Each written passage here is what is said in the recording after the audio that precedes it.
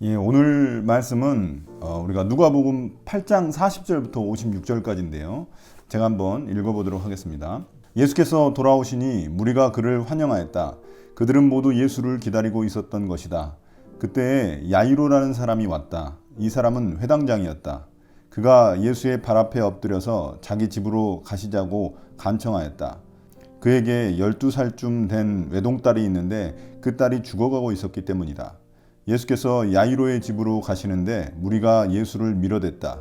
무리 가운데 12해 동안 혈루증으로 앓는 여자가 있었는데 의사에게 재산을 모두 다 탕진했지만 아무도 이 여자를 고쳐주지 못하였다. 이 여자가 뒤에서 다가와서는 예수의 옷술에 손을 대니 곧 출혈이 그쳤다. 예수께서 물으셨다. 내게 손을 댄 사람이 누구냐? 사람들이 모두 부인하는데 베드로가 말하였다. 선생님, 무리가 선생님을 에워싸서 밀치고 있습니다. 그러자 예수께서 말씀하셨다. 누군가가 내게 손을 댔다. 나는 내게서 능력이 빠져나간 것을 알고 있다. 그 여자는 더 이상 숨길 수 없음을 알고서 떨면서 나와 예수께 엎드려서 그에게 손을 댄 이유와 또 곧 낳게 된 경위를 모든 백성 앞에 일렀다. 그러자 예수께서 그 여자에게 말씀하셨다. 딸아, 네 믿음이 너를 구원하였다. 평안히 가거라. 예수께서 아직 말씀을 계속하시는데 회당장의 집에서 사람이 와서 말하였다. 따님이 죽었습니다. 선생님을 더 괴롭히지 마십시오. 예수께서 들으시고 나서 회당장에게 말씀하셨다. 두려워하지 말고 믿기만 하여라. 딸이 나을 것이다. 그리고 그 집에 이르러서 베드로와 요한과 야고보와 그 아이의 부모밖에는 아무도 함께 들어가는 것을 허락하지 않으셨다. 사람들은 모두 울며 그 아이에 대해 슬퍼하고 있었다. 예수께서 말씀하셨다. 울지 말아라. 아이가 죽는 것이 아니라 자고 있다. 그들은 아이가 죽었음을 알고 있으므로 예수를 비웃었다. 예수께서 아이의 손을 잡으시고 말씀하셨다. 아이야, 일어나라. 그러자 그 아이의 영이 돌아와서 아이가 곧 일어났다. 예수께서는 먹을 것을 아이에게 주라고 지시하셨다. 아이의 부모는 놀랐다. 예수께서 이 일을 아무에게도 말하지 말라고 그들에게 명하셨다. 아멘. 이제 우리가 여기서 먼저 생각해 봐야 될 것이 있는데 그게 뭐냐면 이 전체적인 누가복음의 맥락에서 이 두 가지 기적 사건이 어떤 의미를 가지고 있는가를 먼저 알아야 된다는 겁니다. 그것이 무슨 말이냐면은 평지설교가 나오고 그 다음에 하나님 나라에 대한 가르침이 나오고 그 다음에 어떤 기적 사건들이 일어나거든요. 그래서 그 다음에 나오는 기적 사건 첫 번째가 뭐냐면은 예수님이 그 풍랑을 잠잠케 하신 사건, 그 사건이 있고 귀신 들린 사람, 어제 본문이죠. 귀신 들린 사람을 갖다가 치유한 사건이 있습니다. 그 다음에 이제 일어나는 두 가지 기적이 뭐냐면 바로 이 혈루증 여인을 고친 사건하고 그 다음 일어나는 게 이제 야이로의 딸이 이제 죽었는데 다시 살리는 그런 사건이 있습니다. 그러니까 이 모든 예수님의 그 가르침과 그 다음에 기적, 그 실전이죠. 이제 그 가르침에 대한 실전이 이제 우리에게 보여주는데 그 실전에서 예수님이 누구신지를 보여주고 있거든요. 예수님의 가르침이 이렇게 있었고 그 다음에 그 실전에서 예수님이 누구신지를 우리에게 보여줍니다. 예수님은 이 첫 번째 그 기적에서 예수님께서 그 풍랑을 잠잠케 하셨던 그 사건은 예수님이 자연조차도 컨트롤하실 수 있는, 자연도 통제하시는 그런 권위와 능력을 가지신 메시아라는 걸 보여줍니다. 그리고 이제 두 번째 귀신을 이제 치유한 사건, 귀신을 내쫓고 그 사람을 회복해 주신 사건은 이 영적인 세계까지도 특별히 그 어둠의 세계도 통치하실 수 있는 분이 바로 예수님이시다. 그래서 메시아시다라는 걸 보여준다는 겁니다. 그 다음에 이제 여기에서 볼 수 있는 거는 뭐냐면 이 혈루증 여인 사건을 통해서 예수님께서 이 병까지도 아주 오래된 병, 지금 12년을 앓은 병이잖아요. 아주 오래된 그 육체적인 질병도 치유하시고 회복해 하시는 분이시다라는 걸 보여주시고 또 마지막으로 이제 그 죽었어요. 완전히 죽었단 말이에요. 이 죽었다는 것은 이 땅에서의 생이 끝난 거거든요. 그런데도 불구하고 그 죽음을 갖다가 다시금 소생시켰다는 그걸 통해서 이 죽음까지도 정복하신 분이 바로 예수님이시다라는 걸 우리가 알 수 있습니다. 그러니까 예수님이 어떤 영적인 부분에서의 그 메시아만은 아니라는 겁니다. 그러니까 실질적으로 이 땅에서의 어떤 통치 질서의 변화, 이 땅에서의 어떤 새로운 변화를 가져오시는 육체적이고 영적이고 이 통합적인 인간사의 모든 통합적인 부분에 있어서 어떤 변화를 가져오신 분이라는 걸 우리에게 알려주고 있다는 겁니다. 이제 그 틀 안에서 우리가 이걸 봐야 되는 거죠. 근데 이 두 가지 기적이 나왔는데 이 두 가지 기적이 아주 독특한 형태로 되어 있습니다. 그러니까 이게 그 야이로의 딸을 구하는 사건인데 그 딸을 구하는 사건 안에 이 혈류증 여인 이야기가 들어가 있습니다. 마치 이걸 액자식 구조라고 하는데 액자처럼 이 액자 안에 또 다른 작은 액자가 들어있는 거죠. 그래서 이걸 그렇게 설명을 합니다. 그러면 우리가 여기서 던져야 될 질문은 뭐냐면 왜 누가는 이 사건을 액자식으로 구성했냐는 것이죠. 왜 액자식으로 했는지 그 이유를 설명하자면 이 야이로의 딸 사건을 좀 더 극적으로 만들기 위해서입니다. 그 무슨 말이냐 하면은 예수님이 이 야이로의 집에 지금 야이로랑 같이 가고 계시는 거거든요. 이 가고 계시는데 이 혈류증 여인이 끼어든 겁니다. 이 혈류증 여인이 끼어들지 않았다면은 이 야이로의 딸은 죽지는 않았을 거예요. 그러면 예수님께서 이 야이로에게 가셔가지고 그 딸을 치유하실 때 그 죽지 않은 상태에서 이 딸을 치유하시는 거예요. 그러니까 죽음의 상태가 아닌 거죠. 그 혈류증 여인이 중간에 끼어듦으로 말미암아 이 딸이 죽어버렸단 말이에요. 그러니까 좀 더 이 아주 극적인 사건, 극적인 기적을 일으키게 된 거죠. 더 큰 기적을 일으키게 된 거죠. 이게 첫 번째 어떤 이유라고 볼 수 있고, 또 다른 어떤 이유를 우리가 생각하자면은 이 혈류증 여인의 그 믿음을 통해서 야이로의 믿음을 예수님께서 좀 더 자극하시기 위함이라고 우리가 볼 수 있습니다. 여기서 보시면은 이 혈류증 여인과 야이로의 상태가 많이 차이가 납니다. 이게 무슨 의미냐면은 혈류증 여인은 여인이죠. 그리고 가난하고 지금 그 의사들한테 돈을 다 써가지고 병 고치느라고 돈 다 써가지고 난 빈털터리가 됐어요. 그래서 그런 여인이란 말이에요. 가난하고 소외되고, 왜냐하면은 이 혈류증은 레위기에 보면은 이 부정한 여자로 이 낙인 찍히는 겁니다. 그래서 사람들이 상대를 하지 않아요. 그래서 이 여자는 이렇게 구별되고 소외되는 그런 사람입니다. 그러니까 사회에서 아주 격리된 그런 여자입니다.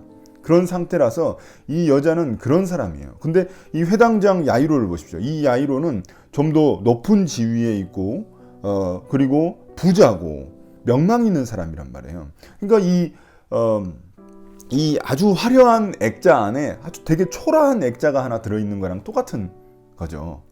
그런 상태란 말이에요. 그러니까 이 두 사람의 비유를 통해서 이 여인의 믿음이 어떤 믿음인지를 보여주고, 이런 여인조차도 이런 믿음이 있는데 너는 그럼 어떤 믿음이 있어야 되겠냐라는 걸 보여준다는 거죠. 대조적으로. 두 번째로 우리가 할 수 있는 질문은 뭐냐면, 도대체 여기에서 등장하는 이 혈류증 여인의 믿음과 이 야이로의 믿음, 이 두 믿음을 통해서 예수님이 결국에는 기적을 행하신 거거든요. 근데 어떤 믿음을 가지고 있냐는 거죠. 첫 번째 우리가 먼저 이 혈류증 여인의 믿음을 보자면, 이 혈류증 여인의 믿음은 솔직히 말해서 이건 주술적인 믿음이에요. 이 여인의 믿음을 보시면은 이 여인은 예수님의 옷자락만 만지면은 자신의 병이 나을 거라고 믿고 있었습니다. 이거 되게 주술적인 믿음이죠. 예수님 믿으면 뭐든지 다 잘 된다. 예수님 십자가만 붙들고 있으면은 나에게 좋은 일이 일어난다. 이런 믿음하고 비슷한 거죠. 그래서 되게 주술적인 믿음입니다. 그러니까 인격적인 믿음이 아니란 말이에요. 인격적인 믿음이 아닌데 예수님이 그 여인의 이 주술적인 믿음을 인격적인 믿음으로 바꿔주십니다. 이게 이 혈류증 여인 이야기의 포인트고 핵심입니다. 성경은 절대 주술적인 믿음이 옳은 믿음이라고 이야기하지 않습니다. 맹목적인 믿음이라고 이야기하고, 그 믿음은 우리가 경계해야 되는 믿음이라고 이야기를 합니다. 그렇게 믿는 게 아니거든요. 근데 그 주술적인 믿음이 잘못된 믿음이죠. 근데 그 믿음을 바꿔주신다는 거예요. 예를 들어서 여기서 한번 보시면은 이 이야기에서 사람을 찾잖아요. 여기서 이제 사람을 찾습니다. 누가 내 옷을 만졌다. 그래서 내 능력이 나갔다. 그 누구냐? 빨리 나와라. 이렇게 이야기를 하시거든요. 그때 이 여인이 거부할 수도 있었습니다. 왜냐? 벌써 그 여인은 예수님의 옷자락을 만지자마자 여기서 출혈이 멈췄다고 했어요. 그러니까 이 여인의 병이 결국에는 치유받은 거예요. 벌써. 그래서 예수님이 찾아도 자기가 안 나타나면 되는 거예요. 도망가면 되는 거예요. 모르겠다. 그러고 도망가면은 그 여인을 그냥 치유받은 상태로 그냥 끝나는 겁니다. 그런데 여기에서 이제 마가복음과의 차이점이 있습니다. 이 마가복음에 보면은 동일한 사건이 있거든요. 이 마가복음에서는 이 여인 보고 그냥 내가 다 알고 있으니까 네 나와, 빨리 나와. 너 누군지 알아? 내가 다 알고 있어. 빨리 나와. 이런 느낌을 주거든요. 근데 이 누가복음에서는 예수님이 마치 잘 모르고 계신 것처럼 보입니다. 잘 모르고 이 여인이 자발적으로 나올 수 있도록 하는 것처럼 보여요. 그러니까 이 여인이 자발적으로 자신의 그 믿음을 보이게끔 한다는 겁니다. 이게 포인트예요. 마가복음과 누가복음의 차이점입니다. 그래서 이 여인이 자발적으로 예수님 앞에 나오게 해요. 그리고 나서 예수님이 이 여인을 어떻게 하십니까? 따라, 네 믿음이 너를 구원하였다라고 이야기하십니다. 따라라는 이 인격적인 부름, 그 인격적인 이 말, 따라. 얼마나 여인아 이게 아니잖아요. 이 여자야 뭐 이게 아니란 말이에요. 따라 이렇게 이야기하십니다. 이 호칭을 통해서 이 여인의 모든 아픔과 이 사정을 다 이해하신 거예요. 공감하신 거예요. 내가 네 알고 있어. 너 어떤 상태인지 알고 있어. 너 아팠지. 너 힘들었지. 너 고생했지. 다 하신 거예요. 그리고 이 여인을 이제 네 믿음이 너를 구원하였다 라고 이야기를 하십니다. 사람들 앞에 이제 이 여인이 자신의 모습을 드러낸 거예요. 이 여인의 용기도 참 대단하죠. 왜냐하면은 자, 여기서 이 여인이 예수님을 만진 거는 율법을 어긴 거예요. 이 부정한 상태에서 이 만지면 안 되는 거예요, 사람을. 그런데도 불구하고 지금 예수님이 지금 앞으로 나오라는 거잖아요. 지금 사람들 앞에 이 여인에게 드러내라는 거예요, 이 모습을. 이 여인에게 진짜 믿음이 없었다면 예수님에 대한 인격적인 믿음, 이 사람이 그냥 치유만 하는 사람이 아니구나. 어떤 인격적인 믿음과 용기가 없었다면 이 여인은 못 나왔습니다, 예수님 앞에. 근데 이 여인이 예수님 앞에 나왔다는 거예요. 이 여인이 나와서 정말 자신의 사정을 다 이야기했다는 겁니다, 예수님께. 그때부터 진짜 인격적인 관계가 맺어지기 시작했던 겁니다. 예수님은 다 하셨어요, 처음부터 이 여인이 만졌다는 것도 다 하셨어요. 근데 이 여인의 주술적인 믿음, 그 믿음을 갖다가 이 인격적인 믿음으로 바꿔주시기 위해서 이 모든 과정을 거쳤다는 겁니다. 그리고 이제 야이로 사건이 있는 겁니다. 이 여인의 그런 그 어떤 초라한 믿음이죠. 어찌 보면 이 여인은 진짜 화려한 액자 안에 들어있는 아주 그 보잘것없는 작은 어떤 믿음의 모습이죠. 그런데 이 여인의 그 믿음을 보고 이 야이로가 자극받았다는 거예요. 이 야이로가. 그래서 심지어 그 야이로의 집에서 이 사람들이 와가지고 그 야이로의 딸이 벌써 죽었다고 이야기를 해요. 그럼 어떻겠어요? 야이로가 마음이 무너지죠. 아버지로서. 여기 보면은 야이로의 딸에 대한 설명이 또 자세히 나와요. 마가복음에는 안 나오는데 누가복음에는 자세히 나옵니다. 외동딸이라고 나와요. 외동딸. 그러니까 유일한 딸인 거예요. 외동딸 야이로의.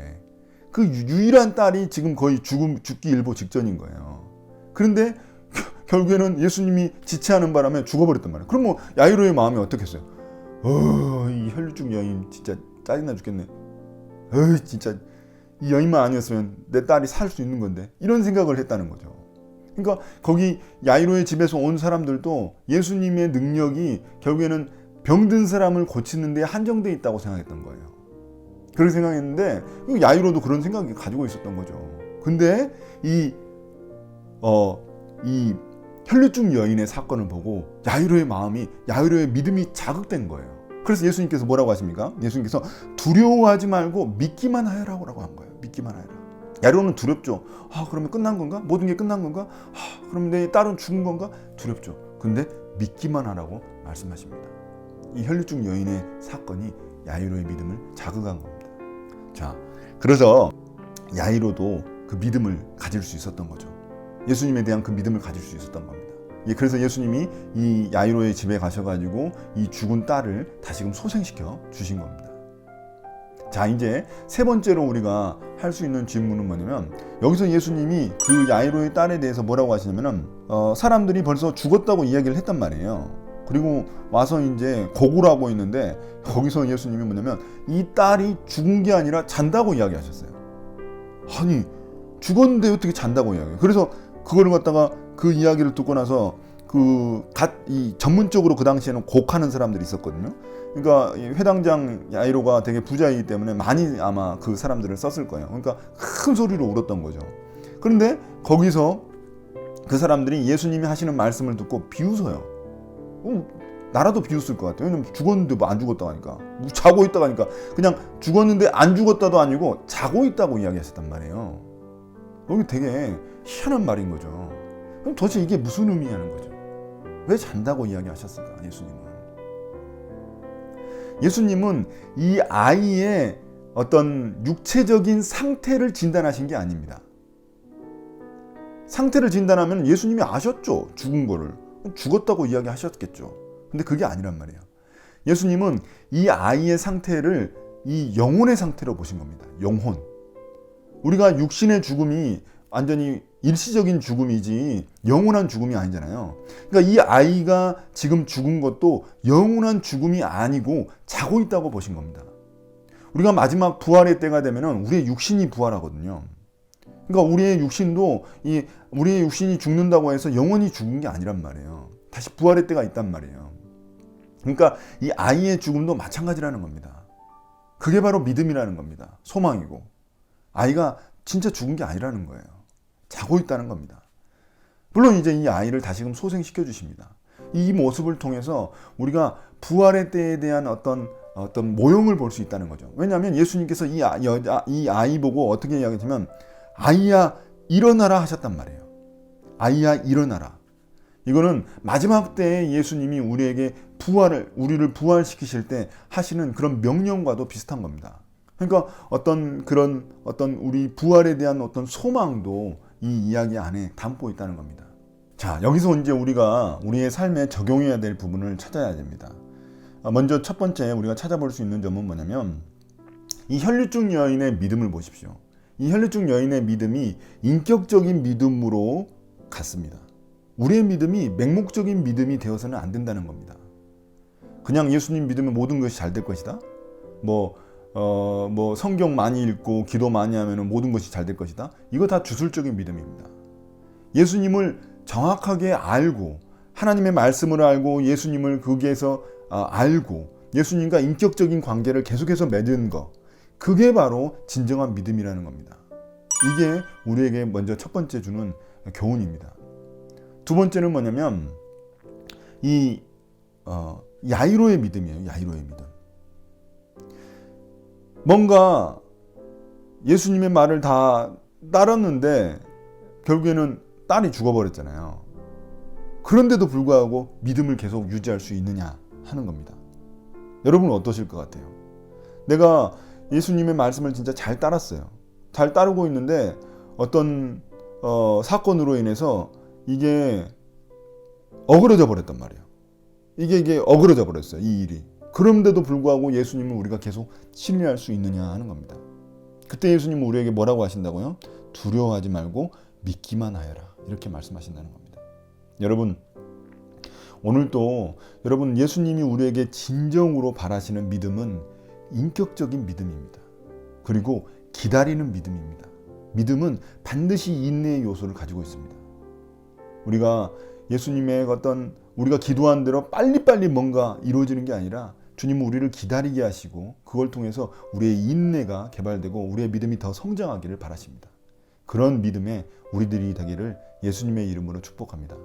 오늘 묵상을 마치겠습니다. 감사합니다.